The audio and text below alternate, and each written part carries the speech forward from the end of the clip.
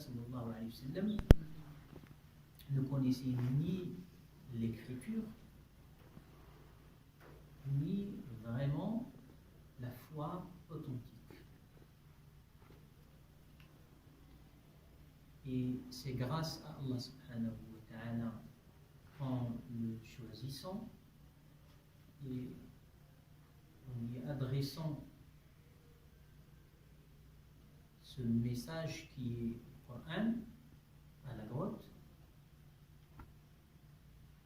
que tout va changer dans la vie du prophète sallallahu alayhi wa sallam et bien sûr de toute l'humanité. La première distinction caractéristique de ce message est qu'il est une âme. Il dit وَكَذَلِكَ أَوْحَيْنَا. Ainsi nous t'avons révélé روحًا من أمرنا, une âme qui relève de notre ordre. Avant, tu ne connaissais, tu ne savais ni l'écriture, ni donc la foi authentique. Cela ne veut pas dire que le prophète sallam était un associationniste, jamais. Mais sallallahu alayhi wa sallam était sur la voie qui existait très minoritairement, je dirais, chez quelques Arabes de la tradition abrahamique. Mais donc ils croyaient en un Dieu unique, mais ils n'avaient pas toute la connaissance des attributs divins, de savoir de ce que Dieu veut, de ses serviteurs, comment l'adorer, par des rituels, tout cela, ils ne le connaissaient pas.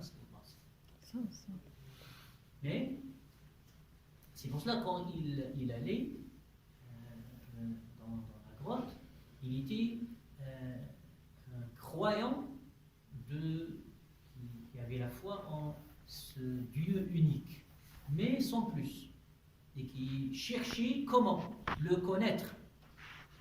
Et il se distinguait, sallallahu alayhi wa sallam, de la réalité de sa société associationniste. Il s'éloignait d'eux, il ne voulait pas cette... et même si il lui est arrivé une fois ou deux d'être tenté de rejoindre les jeunes mécois dans leurs loisirs et je dirais soirées, Dieu intervenait subhanahu wa ta'ala en sa faveur pour l'empêcher de les rejoindre. Et donc il se trouvait sallallahu alayhi wa sallam endormi.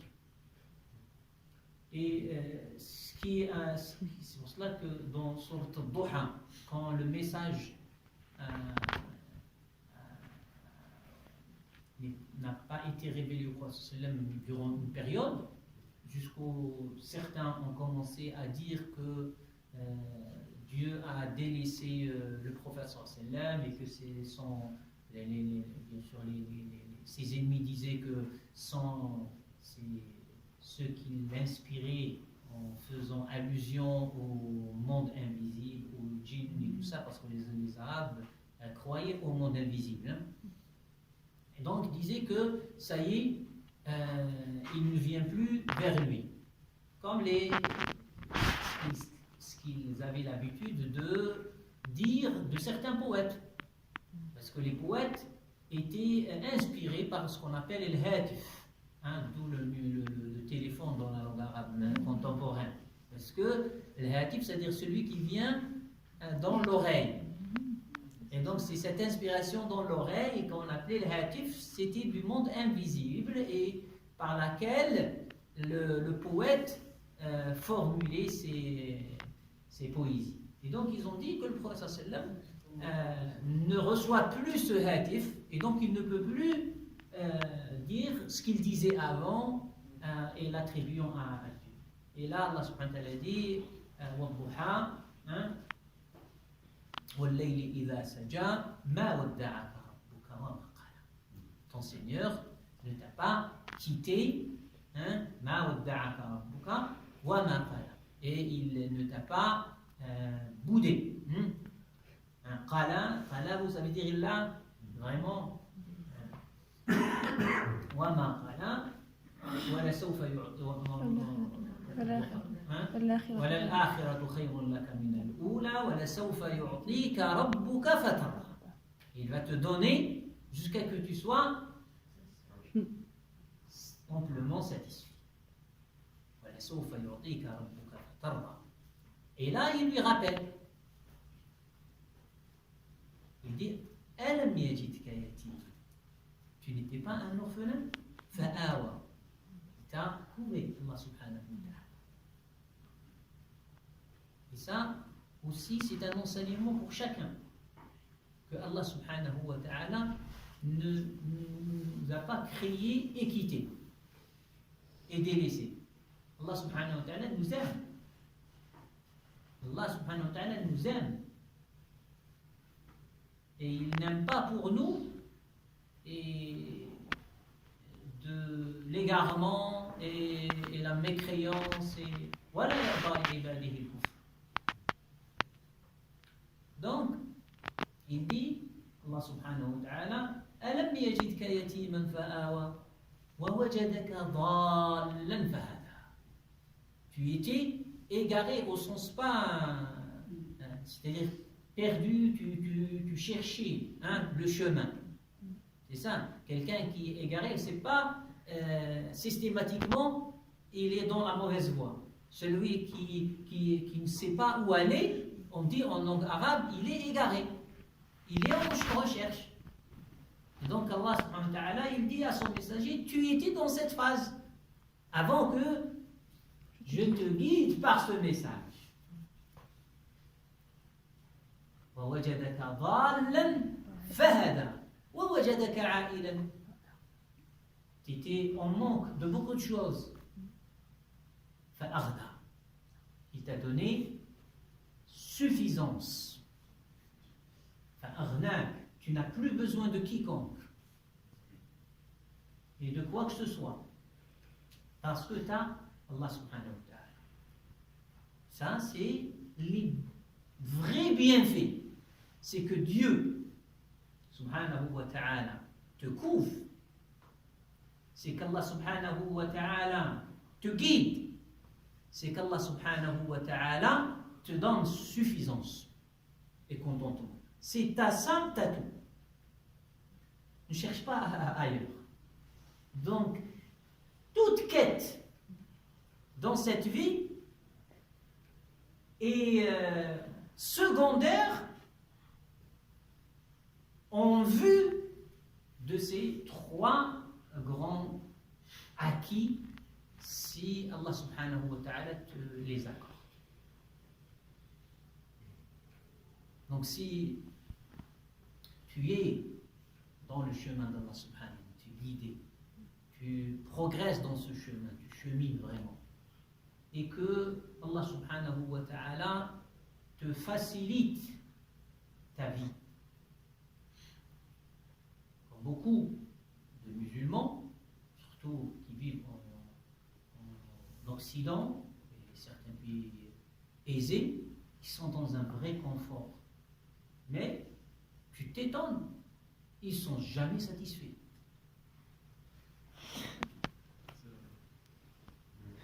Alors que d'autres, ils n'ont rien, et quand tu t'assois avec eux, mais tu dis c'est les plus riches du monde.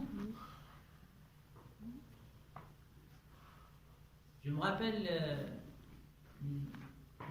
j'étais étudiant au Caire, à Azhar à l'époque, et j'allais visiter les temples des ulama, les reconnaître et tout ça, lire les biographies, tout ça, j'avais. Et je dirais, c'est une ville. Ce cimetière est une ville, le Qarafa. Il y a des milliers de savants qui sont enterrés là-bas. Shafi'i, Layth ibn Sa'd, Ibn Daqiq al-Eid, Ibn Abi Jamra, Kamal ibn al-Humam, Suyuti, on s'en parlait de la famille du prophète sallallahu alayhi wa sallam. Et il y avait dans cet endroit, il y a des gens qui vivaient dans ce cimetière. Vivaient dans cet endroit-là, parce qu'ils n'avaient pas d'élèves. Et donc ils faisaient d'un côté, je dirais, le gardinage, ils étaient des gardiens des lieux, et en même temps ils profitaient pour habiter. Mais c'était avec les morts, des vivants qui vivaient avec les morts, ils n'avaient rien. Et je me rappelle une fois, une dame, une vieille dame, vraiment, les signes de la pauvreté étaient, je dirais, éclatants. Et elle voyait que j'étais pas de l'endroit. Et elle était à côté de la porte de la tombe. Et moi je passe, je lui dis salam alaikum, donc elle me répond, elle me dit tu vas où mon fils? Je lui dis je suis en train de découvrir et d'explorer, de visiter les grands savants de l'islam qui sont enterrés dans ces endroits-là. Donc j'avais quelques ouvrages avec moi pour en même temps vérifier tout ça. Et donc quand elle a su, elle a insisté pour m'accueillir, m'offrir quelque chose. Elle n'avait rien. Vraiment rien. Et moi à l'époque, on va dire, j'étais un peu tordu. Hein? J'ai commencé à penser qu'est-ce qu'elle me cherche, celle-là, je vais rentrer, qu'est-ce qu'elle va me faire. Ça, c'est la réalité humaine. Oui, c'est la vie. Donc j'ai commencé à présider. C'est Iblis qui te met sur van, arrête de faire sur van. Vieille dame, toi tu la pousses, elle meurt. Et tu penses comme ça. J'ai dit astaghfirullah. Et je suis rentré dans la tente, on va dire. Oui, c'est une tente, c'est une construction comme ça. Et subhanallah, al-azim, elle avait un petit truc comme ça pour le faire du thé. C'est une petite casserole avec un petit, on va dire, je ne sais pas comment on l'appelle en français. Réchaud. Ah, oui, c'est pour allumer du feu avec du gaz qu'on remplit. Et donc, elle m'a offert un bon, on va dire, un bon thé. Hein. J'ai aimé ce thé-là, en tous les cas. Vraiment, c'était un thé exceptionnel. Et puis, elle m'a donné, après le thé, elle m'a donné une boisson, je me rappelle, gazeuse, en tous les cas, fraîche. Elle m'a dit, comme ça tu peux continuer mon fils et tout ça, et tu me fais des doigts. En tous les cas, ce que je veux dire, c'est que en buvant le thé avec elle et tout, en discutant, tu dis, mais elle n'a rien, même pas un lit. Elle avait, on va dire, comme une couverture, comme ça, cousue de 1000 pièces, posée par terre, et elle dort sur ça. Donc, mais elle avait un cœur, une bonté, une générosité, une hospitalité qui jusqu'à aujourd'hui, je parle d'elle. Et je lui fais des doigts. Et dans ce lieu-là, je demande que Allah subhanahu wa ta'ala l'accueille au plus haut degré du paradis. C'est qu'il y a des qualités qui sont plus importantes. Hein, et Shaitan nous renverse les vraies valeurs des choses. Allah subhanahu wa ta'ala veut qu'on voit les choses telles qu'elles sont vraiment. Et c'est lui qui sait, Allah subhanahu wa ta'ala. Donc quand il nous expose quelque chose, c'est En vérité, il nous dit, c'est ça la vraie valeur, c'est ça la vraie mesure, c'est ça le vrai poids des choses. Ne vous égarez pas, ne vous trompez pas. Et le Coran al-Karim, c'est le message qu'il porte, c'est vraie valeur, c'est le repère. Et c'est pour cela que nos âmes à nous, qui font notre humanité en vérité, ce n'est pas les corps. Les animaux ont des corps, mais ils ne sont pas des humains. L'être humain, son humanité, elle est dans son âme. C'est pour cela le corps périt, mais l'âme reste après la mort. On restera. C'est qu'un passage. Et qu'est-ce qui fait que cette âme vit, prend sa grandeur, prend sa pureté? C'est lorsqu'elle est nourrie, alimentée par l'âme des âmes, c'est-à-dire le Coran, comme il l'a appelé, Ruhun. Tout change lorsque tu comprends le Coran et que tu vis avec le Coran en tant qu'une âme et non pas en tant que des phrases, en tant que des formules, en tant que... C'est pour cela que les Sahaba se transformaient à chaque fois qu'ils entendaient, qu'ils méditaient les versets du Coran al-Karim. Alors que nous, on a des milliers de bons lecteurs, récitateurs. Qu'est-ce qui se passe? Pourquoi?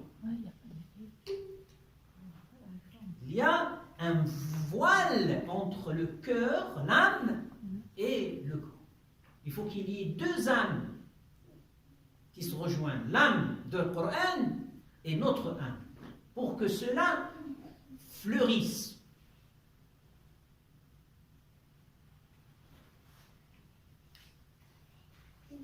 La connaissance donc de Coran, la bonne récitation de Coran, la bonne compréhension de Coran, l'application de Coran, répondre au Coran autour de nous, ça va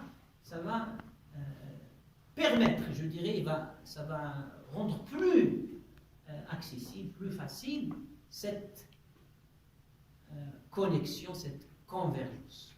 Et chaque fois qu'on manque dans notre récitation, dans notre compréhension, dans notre application, dans notre enseignement du Coran, on diminue de cette vie de notre propre âme. Et on devient faible, vulnérable à toute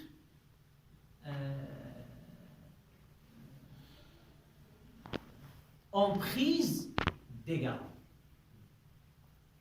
Donc si tu ne veux pas t'égarer au sens, je dirais, péjoratif, attache-toi à l'âme de Coran.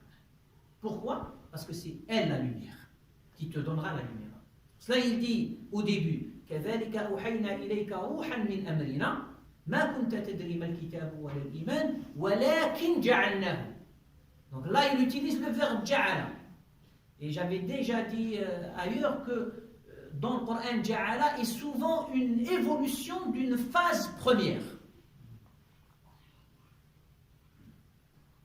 Et Allah Ta'ala il dit Inni ja'ilun fil ardi khalifa.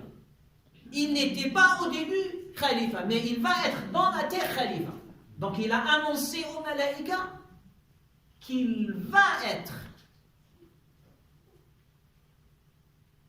ربنا هب لنا من أزواجنا وذريتنا قرة أعين وجعلنا للمتقين إماما. Fait qu'on devienne, donc on évolue vers un statut, vers une autre.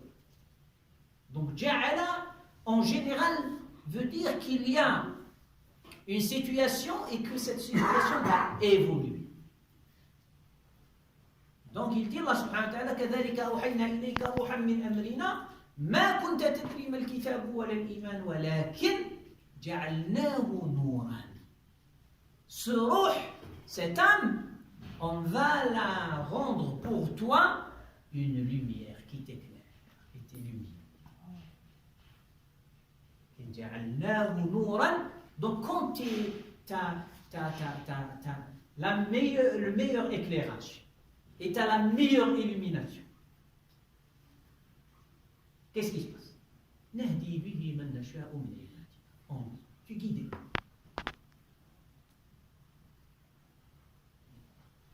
Donc, notre rapport avec le Coran doit être aussi révisé et retravaillé. Et le Coran n'a pas été révélé pour que lorsque seulement on se sent mal, vienne nous faire le ruqya. Lorsque il y a un mort, venez lire le Coran sur les morts. Ou bien pour décorer les bibliothèques. C'est pas ça.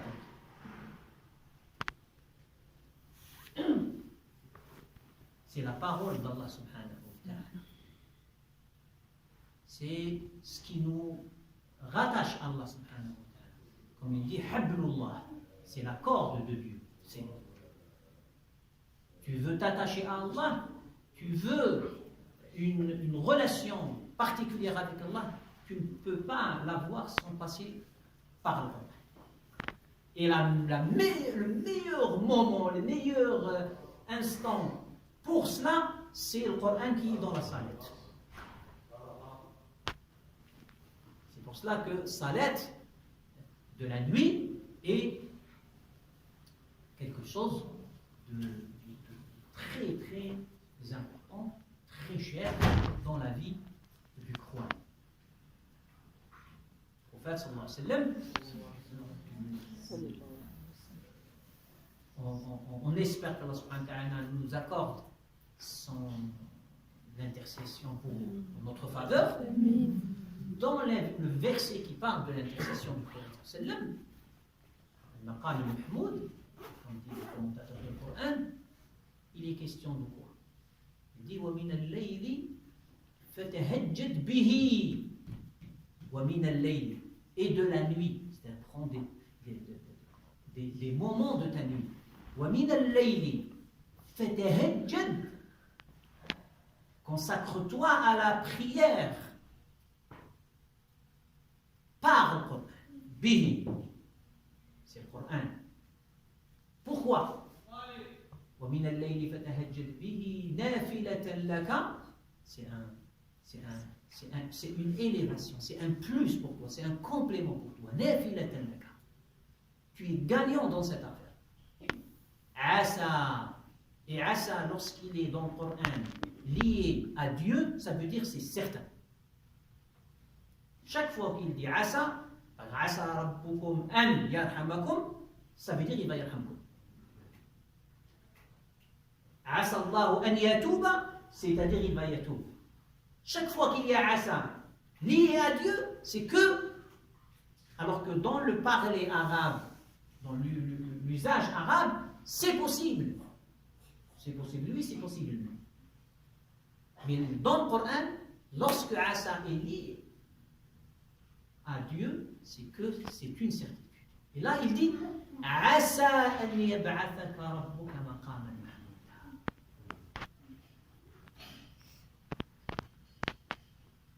C'est-à-dire, il nous annonce que le maqam al-mahmoud, que le prophète sallallahu alayhi wa sallam va avoir, est dû à ces moments de nuit où il s'est consacré chaque nuit sallallahu alayhi wa sallam à adorer Allah, à prier, à lire le Coran. Chaque nuit sallallahu alayhi wa sallam. Même dans ces moments de maladie. Vous imaginez? Omar ibn Khattab, c'est comme ça qu'il est entré en islam. C'est en entendant le Coran chez sa sœur, la nuit, en passant.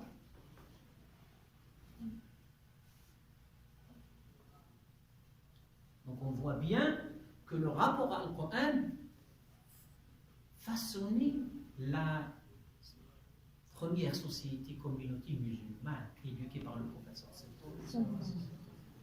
Et la grandeur de cette umma, de cette communauté, elle suit toujours sa qualité de relation avec le Coran. Si on est bien avec le Coran, la situation changera. On n'est pas. C'est cela, même dans des batailles, hein, il y avait des commandants des Moudjahidines passaient la nuit pour voir qui priait. Et ils disaient, quand ils regardaient, voyaient une personne qui prie, ils disaient c'est par eux que Dieu va nous donner la victoire. Et quand ils voyaient les autres dormir, ils disaient on espère que Dieu ne va pas nous priver de la victoire par. Et vous serez resté étonné quand vous lisez des biographies, l'histoire de la force par des prières. Et ça, les musulmans, sous l'emprise matérialiste, le négligent. Pense, des fois tu trouves un musulman qui dit qu'est-ce qu'on fait des du'as? Les du'as, ils feront rien. Ça, c'est un problème. Parce qu'ils pensent que par les moyens matériels. Dieu dit dans le Coran que min fi'atin qalilatin ghalabat fi'atan kathiratan idhnillah. C'est Dieu. Wa anna al-quwwata lillahi jami'a.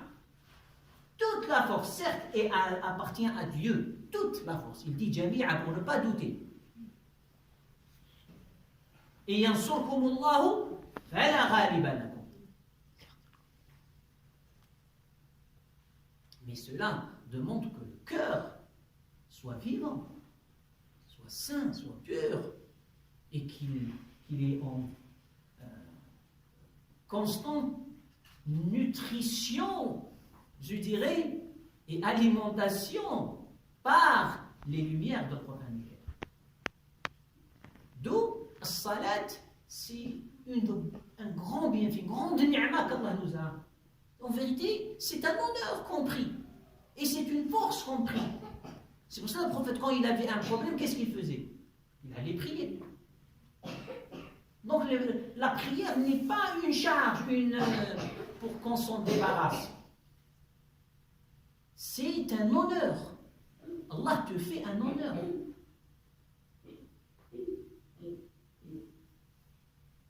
Te donne 5 rendez-vous. Toi, tu trouves un seul rendez-vous avec un directeur d'une, je sais pas, entreprise ou d'un cabinet, je sais pas quoi, ou d'un ministre. Oh, tu fais les selfies, tu te prends pour je sais pas qui. Alors que c'est notre Seigneur qui nous invite. C'est pour cela qu'il faut être conscient de ce bienfait d'Allah subhanahu wa ta'ala.